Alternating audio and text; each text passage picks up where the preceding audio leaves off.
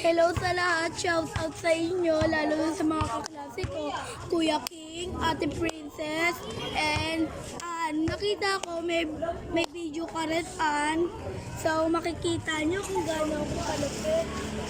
Ay, hindi ko pala kaya yun. Tignan nyo na lang. Ay, sorry.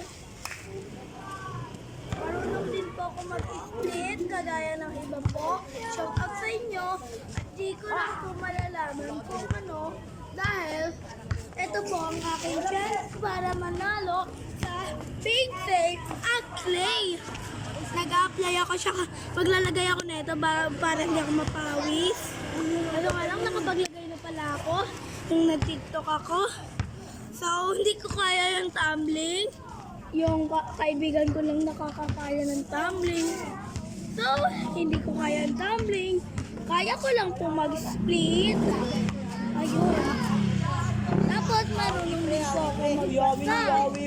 Tsaka magawa po ako ng mga sticker, mga collection ko. Umalis kayong dalawa dyan, baka hindi ko kayo tapakin. Oh, tama ang klase ko! Ay, sorry guys. Nakukulit lang po yung dalawa. Ayaw nyo mag-alis. Grabe. Sorry po guys. May mga pa-epal kasi dyan. So, ayun na po. Maraming salamat po sa inyo. Hindi ko na lang po patuloy. So, wala na yung mga babaeng pa-epal rin.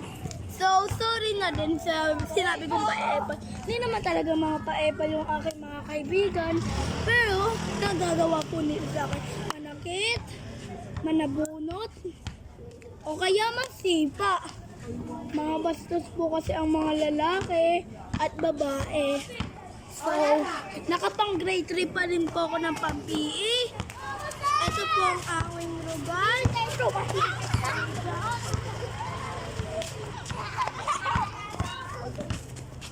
Baka mawala ang aking cellphone. Sorry hindi ko po kasi madidito eh. Shout out na lang. Matawag sa akin. Di pala kayo. So, salamat po.